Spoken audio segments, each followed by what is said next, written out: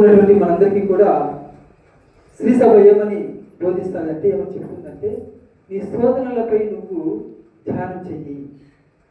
తప్పు చేయాలనేటువంటి కోరికలు, తప్పు చేయాలనేటువంటి ఆలోచనలు నీలో వస్తున్నాయి కదా, దాని గురించి నువ్వు ఆలోచించు అని చెప్పేసి మనల్ని అందరినీ కూడా ఆహ్వానిస్తుంది. ప్రియమైనటువంటి శోధనకు ఎవరు కూడా అతిథులు కాదు. నాకు శోధన రావడం లేదు, తప్పు చేయాలన్నటువంటి తలపు నాలో లేదు అని ఎవరైనా ఉన్నారంటే అలాంటి వారు అబద్ధికులు.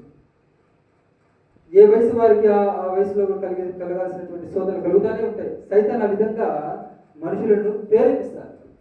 చిన్న బిడ్డకు, ఒకవేళ చిన్న బిడ్డ ఉందనుకో, ఆ అబ్బాయికి లేదా అమ్మాయికి ఏమైనా శోధన కలుగుతుంది. ఇంట్లో ఏదైనా మీరు చాక్లెట్లు తినవద్దని చెప్పి అక్కడ పెట్టారనుకో, ఆ బిడ్డకి ఏమైనా శోధన కలుగుతుంది. ఆ చాక్లెట్లు తినాలి, దొంగతనం చేసేనా తినాలా, అది శోధన.